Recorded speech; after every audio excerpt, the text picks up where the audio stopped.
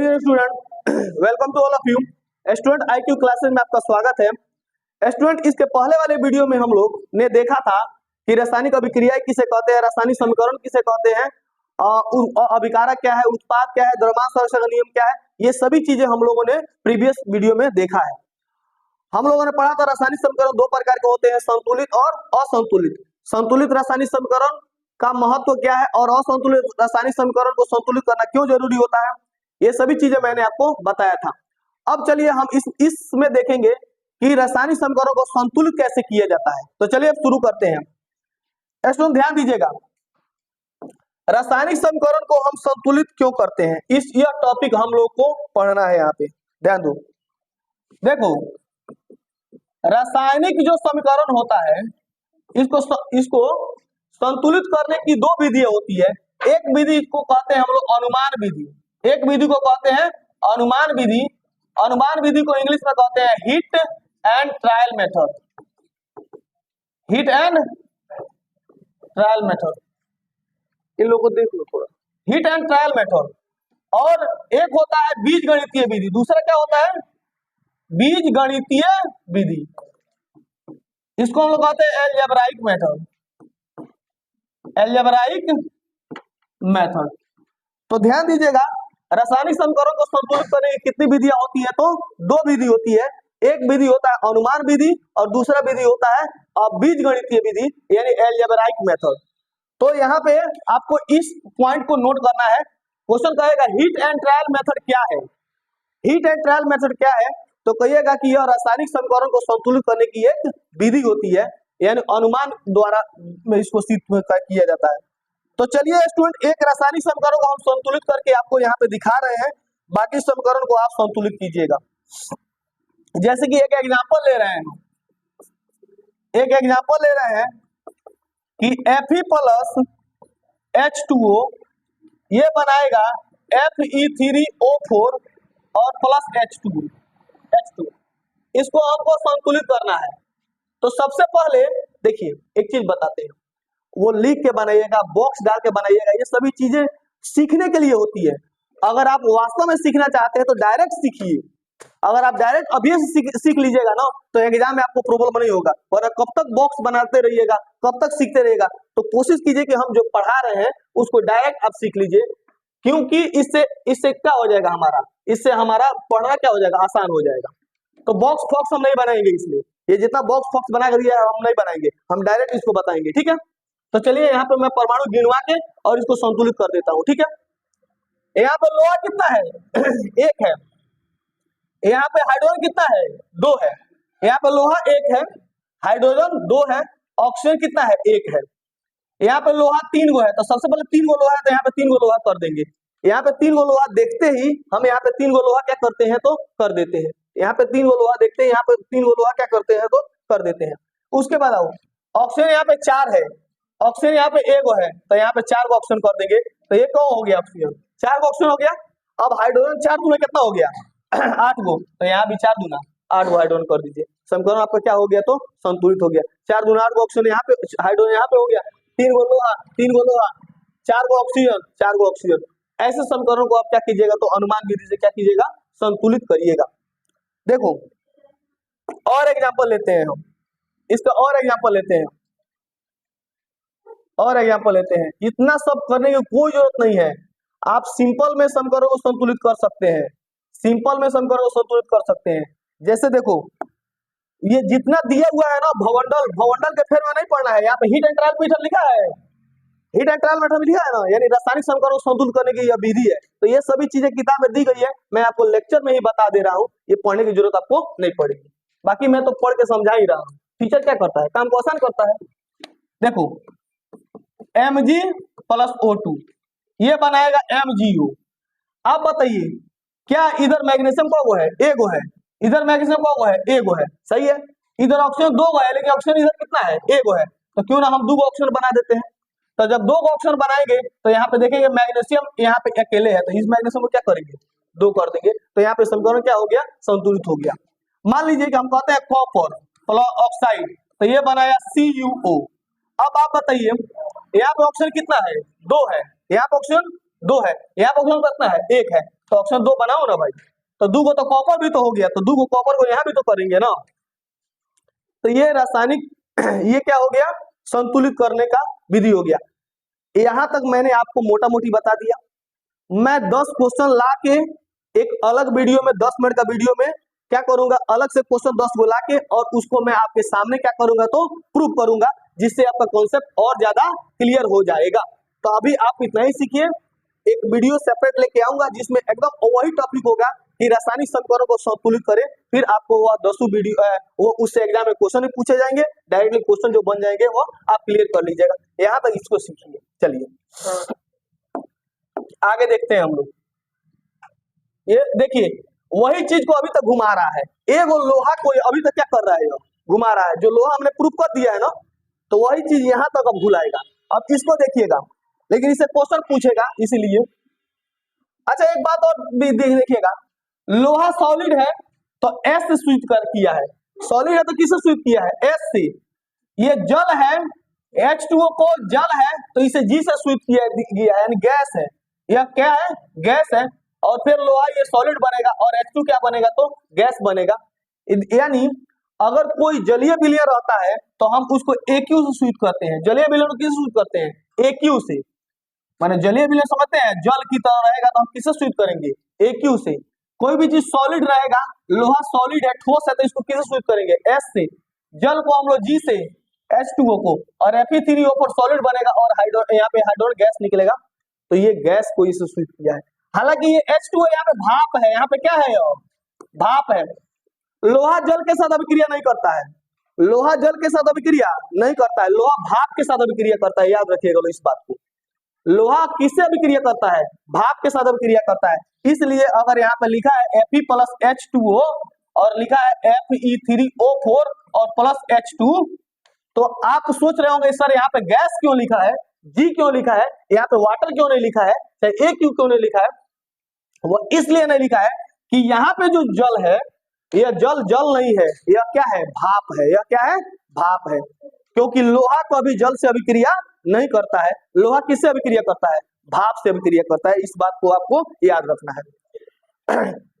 कोई दिक्कत, क्या लोहा जल के साथ अभिक्रिया करेगा, नहीं करेगा। लोहा किससे अभिक्रिया करता है, भाप से। तो अगर यहाँ पे लिखा हुआ तो यह भाप है कि जल है, भाप है। और भाप और जल का फॉर्मूला, दोनों का फॉर्मूला क्या होता है तो सेम होता है, H2O ही होता है। आगे बढ़े, एक चीज यहाँ पे देखिएगा, कभी कभी अभिक्रियाओं की परिस्थिति जैसे कि ताप, दाब, उत्प्रेरक आदि को भी तीर के निशान के ऊपर या नीचे दर्शाया जाता है। जैसे देखो कार्बन मोनोडाइऑक्साइड, CO को क्या कहते हैं, CO को कहते हैं कार्बन मोनोऑक्साइड। क्या कहते हैं, कार्बन मोनोऑक्साइड। यह बहुत ही जहरीली गैस होती है। कार्बन मोनोऑक्साइड क्या होती है, बहुत ही जहरीली गैस होती है। अगर कोई व्यक्ति इसको सूंघ लेता है तो वह मर जाता है।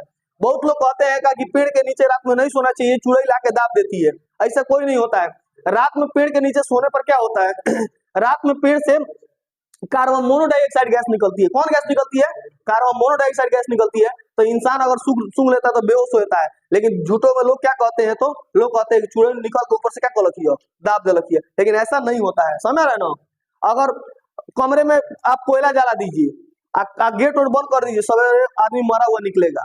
क्यों, क्योंकि कोयले के जलाने से सबसे ज्यादा कौन गैस निकलती है, कार्बन मोनोडाइऑक्साइड गैस निकलती है। और वह गैस क्या होती है तो जहरीली होती है। तो ये CO मोनोडाइऑक्साइड गैस है। यह जब हाइड्रोजन से अभिक्रिया करेगी तो यह बनाएगी CH3OH। क्या बनाएगी, CH3OH। और फिर 6CO2 12H2O2 सूर्य के प्रकाश में जब अभिक्रिया करता है तो क्या बनाता है तो ग्लूकोज बनाता है 6O2। और ये किसका अभिक्रिया है, ये आपका है, ये क्या है तो ये प्रकाश संश्लेषण अभिक्रिया है। कार्बन डाइऑक्साइड और जल, कार्बन डाइऑक्साइड और जल मिलकर क्या बनाते हैं, ग्लूकोज बनाते हैं, ऑक्सीजन और क्या बनाते हैं, जल बनाते हैं। ये प्रकाश संश्लेषण अभिक्रिया है। इसको भी आपको याद रखना है। सबको 6 से कर देंगे तो यहाँ पे समीकरण क्या होता है तो संतुलित हो जाता है। आगे बढ़े,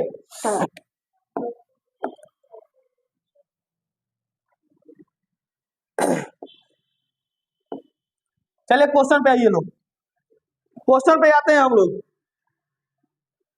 वायु में जलाने से पहले मैग्नीशियम के रिबन को साफ क्यों किया जाता है, तो कहिएगा मैग्नीशियम एक धातु है, फुल वायु में छोड़ देने पर क्या होता है तो इस पर MgO की सफेद परत चढ़ जाती है इसी MgO की सफेद परत को हटाने के लिए हम रेगमाल से साफ करते हैं ताकि मैग्नीशियम जो है प्रत्यक्ष वायु के संपर्क में आ जाए और अच्छा से जलने लगे। ठीक है, अभिक्रिया लिखना हो तो अभिक्रिया लिख लीजिएगा लोग। Mg कह रहा है कि निम्नलिखित रासायनिक अभिक्रियाओं के लिए संतुलित समीकरण लिखना है, यानी इसको समीकरण को क्या करना है, आपको संतुलित करना है। तो चलिए संतुलित कर रहे हैं। Hydrogen plus chlorine, hydrogen chloride, तो ये है हाइड्रोजन और ये है क्लोरीन। क्लोरीन का मतलब Cl2, क्लोरीन का मतलब क्या होता है, Cl2 यानी क्लोरीन गैस, और यह अभिक्रिया करेगा तो बनाता है हाइड्रोजन क्लोराइड, HCl बनाता है। HCl हमारे पेट में मौजूद होता है, HCl, ठीक है ना, हाइड्रोजन क्लोराइड। चलिए बताइए तो Cl2 कितना है, 2 है, इधर Cl कितना है, 1 है, तो यहाँ पे कितना कर दिए Cl, 2 Cl कर दिए, और हाइड्रोजन 2 है, यहाँ पे हाइड्रोजन 1 है, तो यहाँ पे हाइड्रोजन 2 हो गया, समीकरण क्या हो गया, तो आपका संतुलित हो गया, कोई दिक्कत नहीं है। 2 नंबर क्वेश्चन देखिए, बेरियम क्लोराइड, बेरियम क्लोराइड को कहते हैं BaCl2, क्योंकि बेरियम का कितना होता है, बेरियम का 1 होता है कि 2 होता है, हाँ Ba का 2 होता है? हाँ यहाँ पे H2 होगा, सॉरी ठीक कहिए, H2 प्लस Cl2 होगा, हाइड्रोजन है, हाइड्रोजन गैस है, यहाँ पे H2 प्लस Cl2 होगा, राइट बोलिए,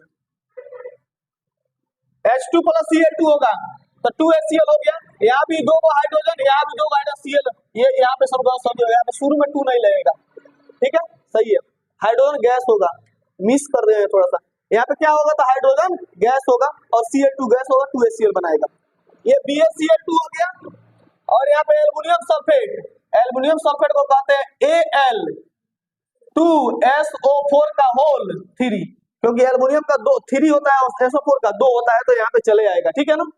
तो जब भी BaCl2 अभिक्रिया करेगा Al2SO4 के साथ, तो बनाएगा क्या, बेरियम सल्फेट, BaSO4, बेरियम का भी बेरियम का 2 होता है, बेरियम कितना होता है, 2 होता है, सल्फेट का भी 2 होता है, दोनों कट जाएगा, ठीक है।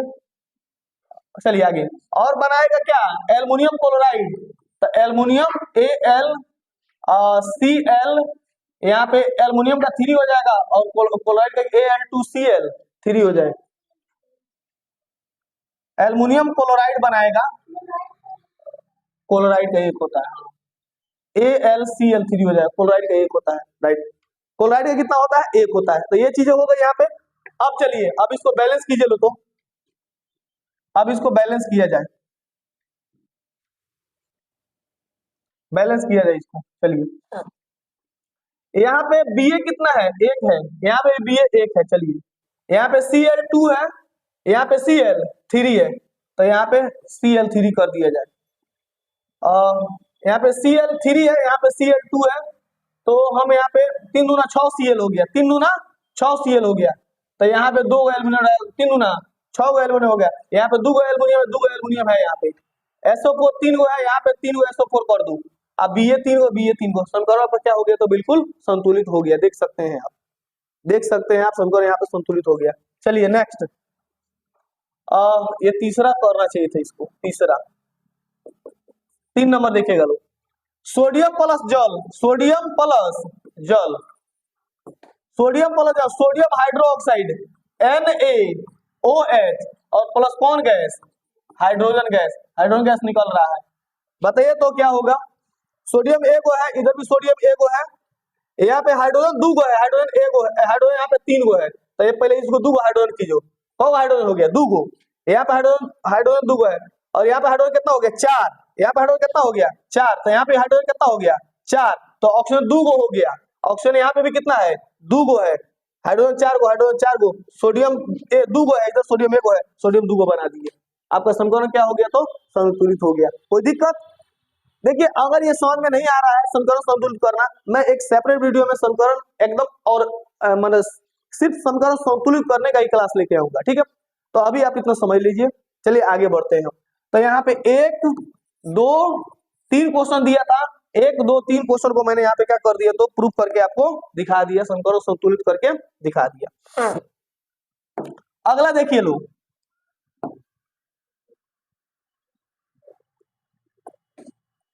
निम्नलिखित अभिक्रियाओं के लिए उनकी अवस्था के संकेतों के साथ संतुलित रासायनिक समीकरण लिखना है, अवस्था के संकेत के साथ। तो देखो जल में बेरियम क्लोराइड, तो बेरियम क्लोराइड का होता है BaCl2, जल में बेरियम क्लोराइड, तो बेरियम क्लोराइड BaCl2 तथा सोडियम सल्फेट, सोडियम सल्फेट को कहते हैं NaSO4, NaSO4, और चूंकि SO4 का 2 होता है तो Na2SO4 हो जाएगा, Na2SO4। तो जब जल में बेरियम क्लोराइड और सोडियम सल्फेट का विलयन, ये दोनों विलयन है, तो ये दोनों को हम किससे डिनोट करेंगे, ये दोनों को हम AQ से डिनोट करेंगे, इसको भी AQ से और इसको भी AQ से। या आप नीचे लिखिए या आप साइड में लिखिए, या आप नीचे लिखिए या आप साइड में लिखिए, तीर का निशान लगा के। सोडियम क्लोराइड बनता है NaCl बनता है, अब का विलयन बनता है, तो विलयन को फिर हम क्या चीज से डिनोट कर देंगे, AQ से।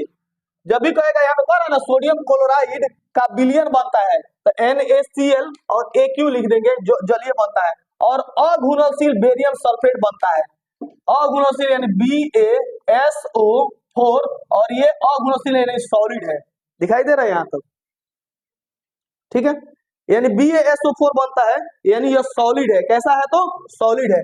तो जो जो पानी की तरह है उसको हम AQ से लिखेंगे, और जो सॉलिड है उसको किससे लिखेंगे, हम S से लिखेंगे, इस बात को भी आपको ध्यान में रखना है। तो ये अवस्था का संकेत हो गया, अवस्था क्या हो गया, संकेत हो गया, ये AQ AQ AQ S, ये क्या है, अवस्था का संकेत हो गया कि यह पानी की तरह है, यह कैसा है, पानी की तरह, पानी की तरह, यह भी पानी की तरह, और ये क्या है, ठोस है, ठीक है ना। तो अब इसको संतुलित करो, तो अब ये सम करो सर, Ba एगो है, यहाँ पे Cl2 दो गो है, यहाँ पे Cl एगो है, दूगो Cl बना दो, दूगो Cl बना दो, तो दूगो सोडियम है तो दूगो सोडियम है, ये है SO4, यहाँ पे एगो है, SO4 एगो है, Ba एगो है, Ba एगो है, बिल्कुल आपका समीकरण क्या हो गया, तो संतुलित हो गया। ये इतना ही करना था, ठीक है। आगे बढ़े, 2 नंबर, सोडियम हाइड्रोक्साइड का विलयन क्या कह रहा है, सोडियम हाइड्रोक्साइड, सोडियम हाइड्रोक्साइड को कहते हैं NaOH, क्योंकि विलयन है तो हम क्या कहेंगे, AQ कहेंगे, क्या कहेंगे, AQ कहेंगे। हाइड्रोक्लोरिक अम्ल के विलयन H2SO4, किससे, H2SO4, और यह भी कैसा है, विलयन है, विलयन को हम किससे सूचित करेंगे, AQ से। अभिक्रिया करके सोडियम क्लोराइड बनाता है, क्या बनाएगा, NaCl बनाएगा, ये भी जल विलयन बनाएगा, यानी AQ बनाएगा, और तथा जल बनाएगा, और क्या बनाएगा, जल बनाएगा, जल को हम लोग G से सूचित कर देते हैं, G लिख देते हैं, यानी भाप बनाएगा, क्या, सोडियम हाइड्रोक्साइड NaOH, हाइड्रोक्लोरिक अम्ल HCl होगा, हाइड्रोक्लोरिक अम्ल को हम लोग HCl बोलते हैं, ठीक है ना, हाइड्रोक्लोरिक अम्ल HCl, हम H2SO4 सल्फ्यूरिक अम्ल लिख दिए थे, HCl के विलयन, तो HCl AQ है, ये क्या है, AQ है, NaCl बनाएगा और ये भाप बनाएगा, यानी गैस बनाएगा, H2O बनाएगा, ठीक है ना। तो चलिए इसको देखते हैं हम लोग, सोडियम एगो है, सोडियम एगो है, संतुलित है, ठीक है, आइसो, ये तब जल है, तब चलिए इसको आई से सूट कर देते हैं, जल है, चलिए यहाँ आप देखिए, Na एगो है, इधर भी Na एगो है, Cl यहाँ पे एगो है, इधर भी Cl एगो है, हाइड्रोजन यहाँ पे एगो है, यहाँ पे हाइड्रोजन दो गो है, इधर हाइड्रोजन दो गो है, ऑक्सीजन यहाँ पे एगो है, इधर ऑक्सीजन एगो है, समीकरण संतुलित है, समीकरण संतुलित है, समीकरण आपका ये संतुलित है, ठीक है ना, कोई दिक्कत नहीं है, ठीक है। तो ये समीकरण आपका संतुलित है, यहाँ पे देख लो, सोडियम एगो है, सोडियम एगो है, Cl एगो है, Cl एगो है, हाइड्रोजन यहाँ पे दूगो है, हाइड्रोजन दूगो है, ऑक्सीजन यहाँ पे एगो है, इधर भी ऑक्सीजन कितना है आपका, एगो है, समीकरण आपका बैलेंस है, इसको बैलेंस करने की भी जरूरत नहीं है। तो चलिए अब हम लोग नेक्स्ट पार्ट में और आगे का अध्ययन करेंगे। Thank you very much.